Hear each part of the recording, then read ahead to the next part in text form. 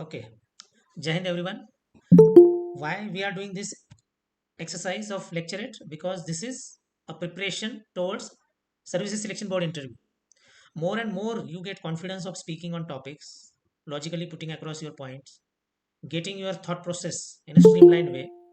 You will be doing justice to your personality development. Everyone wants to improve personality. Jai Hind, Ashish. So improvement of personality will not happen unless and until you do it practically. By merely thinking, it will not come up. So you have to practice, and this is a simple step towards that. You will get the benefits, you will realize it more and more you practice. Okay, today Rugved is first volunteer. Jay, you're there. Yes, sir. Okay, keep time. Okay, sir.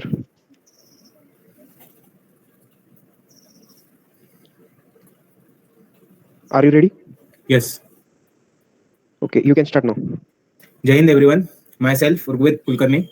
Today my topic is can China be a hegemony with India becoming a superpower? So first of all, we will see some strategic turns taken or will be taken by China. According to Chinese article, it is said that China will have to fight 5 to 6 wars in upcoming 50 years. These are unification of Taiwan, either through peaceful unification or through war. Second is reconquest of Spratly Islands, that is Vietnam and Philippines. Third is reconquest of southern Tibet. The strategy for conquering southern Tibet is by disintegrating India in some ways. Fourth is reconquest of Diaoyu Islands and Ryukyu Islands. And fifth is unification of Outer Mongolia. Also, with the establishment of string of pearls, including Gwadar Port, Hambantota Port, Myanmar, etc., through Strait of Malacca, China is establishing its control over Indian Ocean and Bay of Bengal. Also, establishing CPEC, that is China-Pakistan Economic Corridor, from Uyghur Xinjiang region to Gwadar Port for the imports of oil from Middle East, and relation with Maldives have challenged India in many ways. Now, we will see what is India's counter to China. First is infrastructure development in hilly areas. That is Atal Setu in Atal Tunnel in Rohtang, Sela Tunnel in Arunachal Pradesh along borders to increase infrastructure. Advanced landing grounds are made in case of emergency. Rail lines through Bangladesh to protect Siliguri corridor, and establishment of ports through Kaladan project in Myanmar. Now, modification of Chabar port in Iran, giving rise to the necklace of diamond strategy of India, including Indonesia, Singapore, Vietnam, etc. Now, India's strategic turns towards Andaman and Nicobar Islands and establishment of naval bases in it have challenged China through to trade through Strait of Malacca efficiently, following a string of pearl strategy, and also establishing naval base in Lakshadweep to counter the anti-India aspects in Maldives, which have been growing in recent past. India has been conducting military exercises with friendly foreign countries, thus boosting its defense sector by introducing Atmanirbharta in defense goods.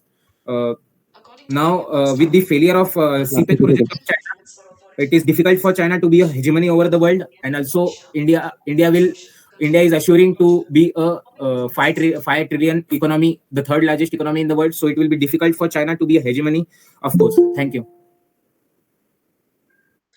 Okay, Rugved.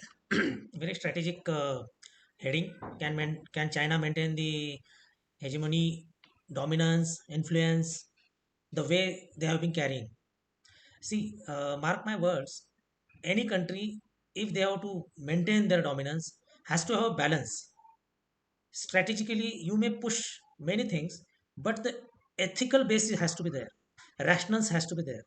During Cold War, Russia and US were trying to fit into that first man show because they were trying to prove that we are the leaders. And ultimately, Russia got down and US got up. But then, if you are not balanced, someone else will fight with you and your position will be shifted. Today, it is happening. A lot of debate is happening whether China has overtaken US in terms of world dominance or it is giving it tough fight. Ultimately, China is pushing many things. And India, in the Asian scenario, is giving a tough fight to China's dominance. China is trying to engulf us, trying to dominate small countries around us and all over the world also through the economic policies. They are giving huge loans and then putting their dominance on these small countries because once you have got these debt laden countries under you, they have to listen to you. So this is a policy. But then there has to be some balance internal, whether your country is happy with your policies, and second is ethical base. People will see through you. So today, especially after COVID, The trust in the international scenario China has lost. Today they may be pushing their policies through their economic power. Military power, there is no question, China is yet to prove it, because China has not won any war in recent history. They have not proven their dominance. There are facts and figures when it comes to India, how we fought wars. Then US has got facts and figures how they have fought wars. But China is a very very uh, suspicious player when it comes to the statistics of defense scenario. They have been fighting very very clandestine way. They have not been fighting openly. They have been a very very mysterious player. So these factors will pull them down. They have got already internal problems. They have got the issue of credibility at international level, and it will pull them down. India on the other hand has got a lot of credibility. What we say people may believe, but that is not the case in case of China. So these are the factors which will be a trouble issues for China's maintenance of dominance or sustenance of that dominance, whether it is in trade or whether it is in international scenario of every field. Okay, good Rugved. Keep noting these points, because I believe you all are looking forward for longer time scales. Today you may come, you may have points in your notebooks. I'm not bothered whether you are switching on camera or not, whether you are referring or you are naturally giving your lecture. But the point is you're competing with yourself. You should be looking ahead after 3 months. What is my quality of speech, lecture speech? What is the quality of confidence? Whether I'm referring to some points or it is coming naturally. So this is the improvement you must target. Okay, good. Topic is good, relevant. A lot of points will be helpful in other topics also. Okay, good. Who is next? Sir, I am ready, Prachiti. Okay, Rugved, keep time. Okay, sir. Are you ready? Yes. You can start. Jai Hind, everyone. My lecture topic is cybercrime. What is cybercrime? Cybercrime is an illegal activity which is done by hackers and fraudsters to gain financial or any other benefits for themselves. Cybercrime is a serious problem in our digital world, where criminals use computers and the internet to commit illegal activities. The consequences of cybercrime are far-reaching. Personal privacy is invaded as cyber criminals steal sensitive data, photos, and communication records. If a person is harassed, humiliated, or threatened online, ethical hackers can help organizations to identify vulnerabilities in their systems before malicious hackers exploit them. Cyber doesn't have any boundaries. An international issue and international cooperation is crucial for taking and prosecuting cyber criminals who operate across borders. Uh, to to combat cybercrime effectively, a multifaceted approach is required for involving education, technology, legislation, and international cooperation.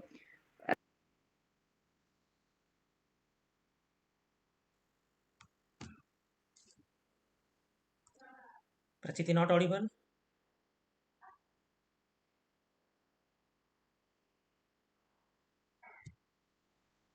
Maybe some internet issue. At conclusion, we can say that the cybercrime is a dangerous offense to someone's privacy. Above all, cybercrime is a violation of not only law but of human rights also. Thank you. Very good, Prachiti. This topic is going to be alive for next couple of years or maybe for our lifetime, because all offenses are shifting from the normal domain, the conventional domain, to the cyber platform. Real challenge, like previous topic, if China has to maintain its dominance, hegemony, this is obstacle. As long as you are able to dominate the cyber platform, you are okay. But the moment you are breached, your cyber security is breached, you will not come to know. And by the time you come to know, a lot of damage has happened. This will be the future scenario. And that's why a lot of people say the future 9/11 will be on cyber platform. This statement, try and understand the gravity of it. A lot of government sites, data breach, all these things will be vulnerable in future. Already a lot of countries are investing so much, a lot of manpower is put in this sector, so that enemy are targeted sitting within your own territory. Future wars may not happen on battleground, it will be on cyber platform, electronic platform. Maybe without entering into a war field, the nations can collapse, other nations can win or achieve their aims regarding the adversaries. If we want to finish a country, social media campaign can be pushed very, very systematically through cyber platforms. A lot of attacks can happen, a lot of data manipulation can happen, and social media influence. We see today how it is affecting whether it is local elections or whether it is some kind of unrest in any country. And that is the importance. One point Prachiti was highlighting about international cooperation. This is the area where I think world is lacking. International cooperation as such is difficult to achieve, whether it is pollution control, whether it is greenhouse effect, or whether it is some kind of nuclear policy. And same thing is applicable to cyber world. Dark web is the reality today. The speed of internet is increasing, so will be the crime speed will increase. Within fraction of seconds something will be lost. This is the future, and we all will be living in this scenario in the coming years, and we should be aware of it. The awareness can help us. Prevention is better cure. So we have to be aware of what kind of damage can happen on cyber platform at individual level, at organizational level, at national level, and then only will be protected. Good, Prachiti, confidence is coming up, your points are Thank you, sir. flowing good, but then I am afraid all of you are practicing naturally or still referring to notes. That is your real test. Come out to a level where you are not referring anything and slowly building that confidence that you can stand up in SSB interview or in any platform and you can deliver a good lecture. That is your ultimate aim. Yes, Okay. Okay, who is yes, next? sir. A volunteer? Sir, I am. Pawan. Okay, Prachiti, keep time. Yes, sir. You can start. Good evening to all and one. Today's my topic is health is wealth. Health is the biggest wealth for a human being in his entire lifetime. One can survive without excess money, but can't survive without good health. Health is something that we can't buy with money, but we can take care of it and we can cure it when needed with the help of the money. If a person is not having good health, he will not be able to enjoy his her life to the fullest. Money doesn't make a person rich and happy, but good health does. Moreover, a person can't feel completely and happy without good health. Good health is one of the main elements of happiness that a person needs in his or her life. We can see various people around us that are happy without having a lot of money. However, they are happy because they have good health and they enjoy their lives. We can also see many people that are having a lot of money and are rich enough to buy anything they want, but still they are not totally happy. Moreover, they are not satisfied with their life. They are not satisfied with their health. They are not satisfied with their life. They are not satisfied with their health. They are not satisfied with their life. They are not satisfied with their health. They are not satisfied with their life. Not able to hear, Pawan. Others are able to hear. No, sir. Maybe some internet Is her connectivity. things you? Pawan, check your connection. Yes, sir. Not able to hear. Sir, my voice audible? Now audible. Go ahead. If someone wants perfect health, then first of all, he she has to improve the quality of the thoughts that generate and occur in their mind. If he she improves his her chemistry from within. For a healthy lifestyle, one should follow many rules and should also sacrifice many things in their daily routines. On the other hand, if a person spends half an hour on exercise daily, then he she will be able to eliminate the toxicity from the body. My conclusion is finally we all are aware that our health is the most important wealth that we have. We know Last that we 30 can earn seconds. money if once we lose it, but we can't get back our good health easily if we lost it due to carelessness. Health is the only wealth we are born with, and we even die with our health. So make a healthy lifestyle a priority. Thanks. Very good, Pawan. Topic is very simple yet very important when it comes to Services Selection Board interview. This is the priority actually. Whatever points Pawan was trying to correlate, relation with the thought process of a human being, how health gets affected if your thought process is a problem, isn't it? So the way you think, your health responds to that. Your mental health and physical Yes, sir. health has got relation. You are able to hear? Yes, sir. Okay. Sir, there was Yes, a sir. network issue. Uh, everybody is able to hear? Yes, sir. Okay, okay, Yes, sir. Yes, sir. okay. So this is very important topic, especially when it comes to defense forces. You should be able to put across your views very confidently. You must convey to them that how health is important, because tomorrow if you become the leader in defense forces, you are a captain, major, like company commander or commanding officer, your huge priority is your health and your people's health, your troops' health, and that is how your thought process is checked. How much importance you give it to sports vis-a-vis the other things. So that's why it is very important to listen the way you speak. Good, Pawan. You are doing good in written test also. Maintain similar practice for SSB preparation, and simultaneously you address NDA written plus SSB interview. Okay. Okay, sir. Thank you, sir. And on such topic COVID वगैरह example देके you can bring more reality to it, because statistics will always give more strength to your topic. Okay, who is next? Jay is there. So, may Jay. Jay, and thereafter we'll go to Ashish. Okay. Pawan, keep time. Jay, go next. Jay, you can start. Okay. Good evening to one and all. Today's my lecture topic is FASTags in India. FASTag is an electronic toll collection system in India operated by National Highway Authority of India.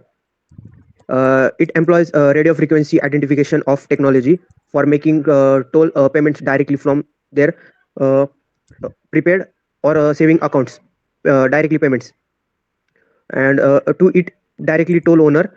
And the tag can be purchased from official tag users or participating banks. And if it is linked to our prepaid account, then recharging or top up can be as per requirement.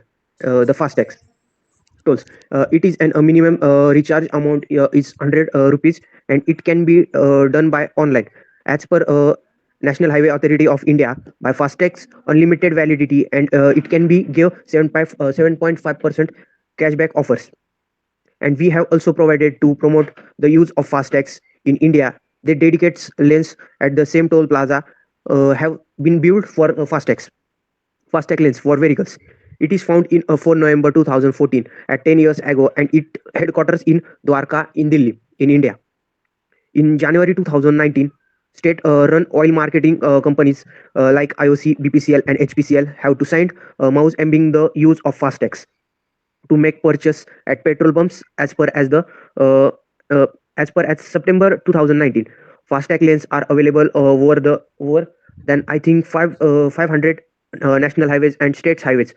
Over 55.6 lakhs and 5.46 million cars are available with Fastags. On 1 January 2001, Fastags are made at every toll plaza in all over the India in country. But later the date was postponed on 15 January 2021. And lastly, I conclude that it will be useful in reducing crimes like car thieves, and also will prove help fulfilling many unfortunate incidents, as the authorities will reaches the scenes more preciously and efficiently, and that reduce road traffic on toll plaza area, etc. Thank you. Okay, good, Jay. Uh, these are all technological topics and relevant topics. How our development, technological development, is translating on ground is one example. The way road are improving, speed is coming, and the road building or road construction is happening with the people's participation, because government is not putting money on that. It is build and operate. This principle is applicable on many bridges, many national highways nowadays, and the famous man behind it who can quote such kind of situations, Nitin Gadkari ji. He has really transformed today's road network, and the toll plazas, where if there is some automation required, this is that FASTag, so that manual thing, toll collection, is removed and automatic deduction of your taxes happens.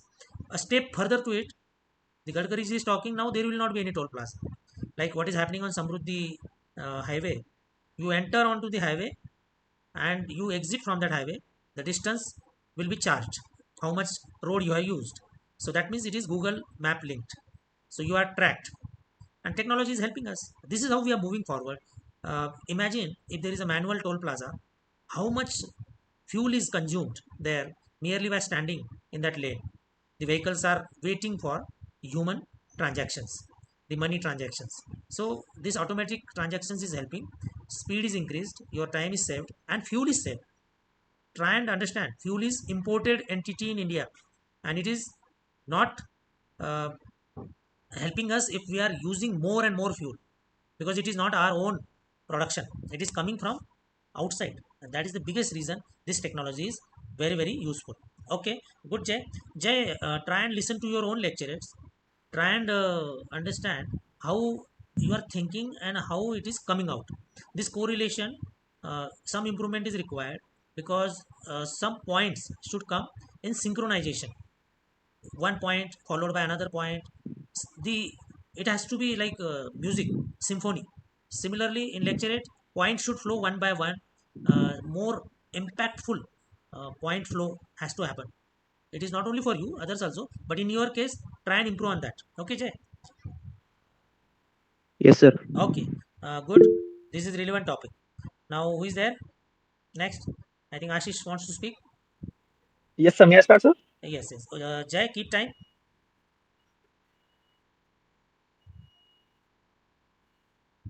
Jay, can you keep time?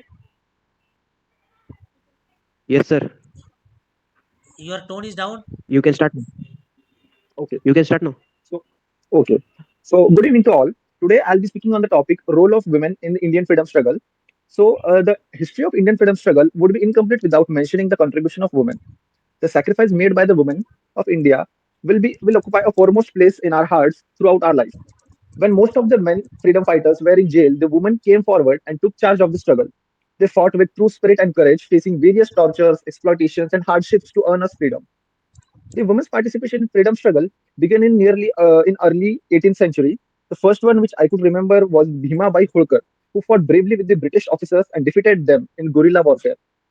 Even when we consider the first war of independence, that is in 1857, though Britishers were successful in crushing the revolt in a year, but it came out to be a very impactful revolt in which the Indian people participated enthusiastically.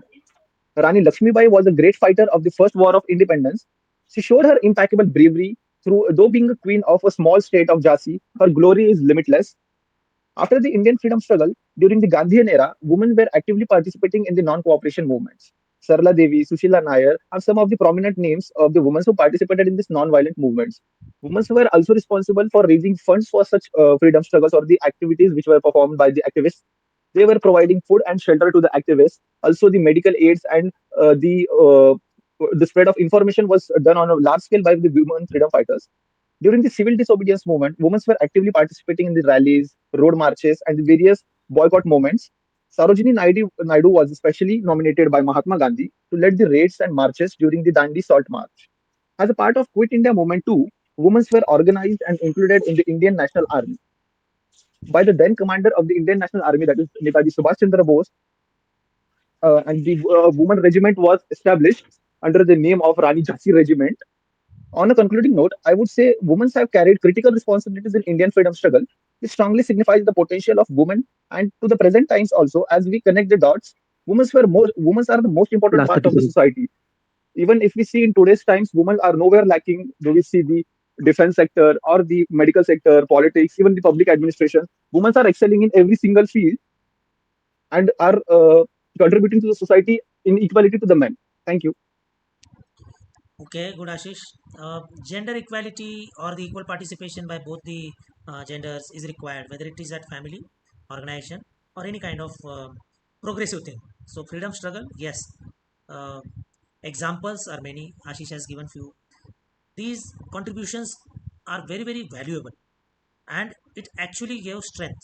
Because, see, if we see population, generally it is half male, half female. Any kind of work, if it is not shared and the response is not coming from the other gender, it will always have weakness. So during freedom struggle or in today's economic development, technological development, if you talk about any organization, whether it is defense, everywhere we need good participation, effective participation, and the open mind of accommodating both the genders. So this is how these topics are important when you talk on these: how liberal you are, how accommodative you are, how open you are, and how you welcome it. While talking, we have to give that uh, opinion for the judges in defense scenario, it is GTO, especially if it is lecturate or group discussion on such topics. GTO should be able to judge. Okay, a liberal person, open mind, doesn't have a very conservative view, because tomorrow's defense is changing. This sector is changing. Today it started with few vacancies NDA for the girls, and the vacancies will increase. Every arm, fighting arm is also opening up. Fighter pilot role is opened. The naval fleets are opened. So slowly the participation will be more, and that's why when you speak on these topics, you have to understand how you are getting portrayed to the assessor, and one should be very careful, because we have to be balanced, giving very positive energy on such topics, that you mean what you are saying. Okay, good, Ashish. This is also a very relevant topic, if not directly, indirectly in many situations, including group discussions. Okay, anybody else wants to speak? Lakshmi? No. Okay. uh, we will conclude here. Regular practice is essential. You all must work hard and improve your own standards, get more confidence, and you see, in the latter phase of your life, these are the stepping stones. Whatever you are practicing today, this communication skill and the general knowledge both will be your pillar of strength in tomorrow's world. You will be confidently moving and talking. Okay, keep continuing these practices. Be confident, and be relevant as far as the topics goes. Make your own data bank in your diaries on various topics. Okay, we will end here. Bye. Jai Hind. Jai Hind, sir. Thank you, Jai sir. Hind, sir.